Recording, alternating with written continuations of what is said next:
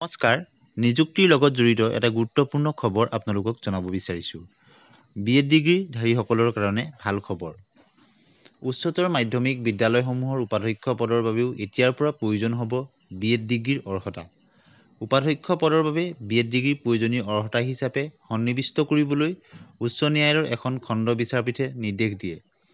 8682/2019 নম্বৰৰ লেখ আবেদনৰ শুনানি গ্ৰহণ কৰি বিচাৰপীঠখনে এই নিৰ্দেশ প্ৰদান কৰিছে। উল্লেখ্য যে প্ৰকৃত সেৱাবিধি অনুসৰি উপাধ্যক্ষ পদৰ বাবে BEd ডিগ্ৰীৰ প্ৰয়োজনীয় অৰ্হতা নাছিল, কিন্তু এতিয়া প্ৰয়োজনীয় অৰ্হতাৰ ভিতৰত BEd ডিগ্ৰী অন্তৰ্ভুক্ত কৰা হৈছে। গতিকে উচ্চতৰ মাধ্যমিকৰ স্নাতকোত্তৰ ডিগ্ৰী আৰু BEd ডিগ্ৰীধাৰী আটাইতকৈ জ্যেষ্ঠ স্নাতক শিক্ষকজনেই উপাধ্যক্ষ পদৰ বাবে যোগ্য হ'ব।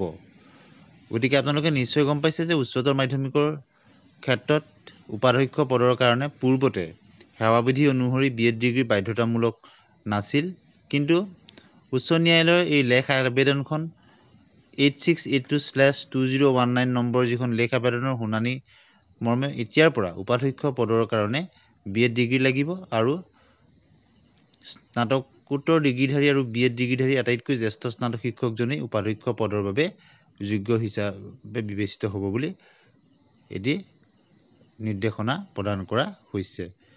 আজিলৈ আহোঁ, ধন্যবাদ।